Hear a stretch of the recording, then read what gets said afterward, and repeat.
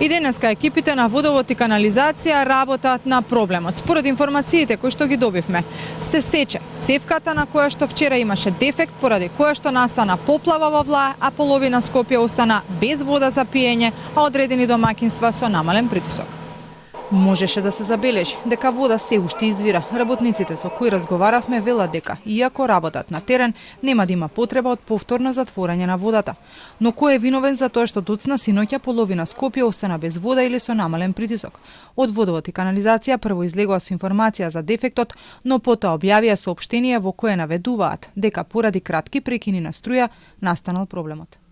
Поради повеќе краткотрајни прекини на снабдување со електричната енергија во регионот кај бунарите на Лепенец, предизвикана е варијација на притисокот на пумпниот систем од бунарите кон градскиот цевковод, од каде се дополнува водоснабдителниот систем. Проблемот одевана демантираат. Електродистрибуција ги отфрла во целост како невистините и ве известува дека дефектот на кабелот помеѓу трафостаницата Влае 2 и трафостаницата Влае 1 настанал во 18 часот и 18 минути во недела. При лоцирање на дефектот се направени исклучувања во Карпош и Влае.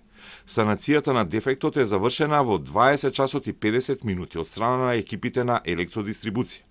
Прекинот на водоснабдувањето настанал повеќе од 1 час подоцна по завршувањето на санацијата од страна на екипите на електродистрибуција, односно околу 22 часа. Доцна синоќа половина Скопје остана без вода, а во делови од градот домаќинствата забележаа намален притисок. На страницата на водовод можеше да се забележат низа коментари од револтирани граѓани, кои укажуваат дека редовно си ги плаќаат сметките, а постојано се соочуваат со проблеми со водата. Критикуваат и дека предпријатието нечесто знае навреме да објави за проблемот. Во текот на летото исто така дел од домаќинствата на 40 степени беа без вода. Од водовод тогаш предупредуваа на рационално користење, затоа што енорно била зголемена потрошувачката. Велја дека се полнеле базени, а се користела и за полевање, поради што они од повисоките зони вода добиваа дури по полноќ и болницата Козле неколку пати се снабдуваше со цистерни.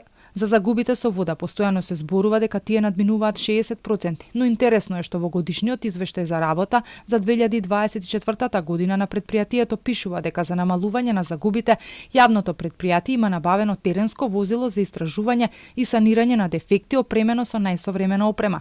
Пред неколку дена се донесе и нова цена на водата за пиење во Скопје, поскапе за околу 10%.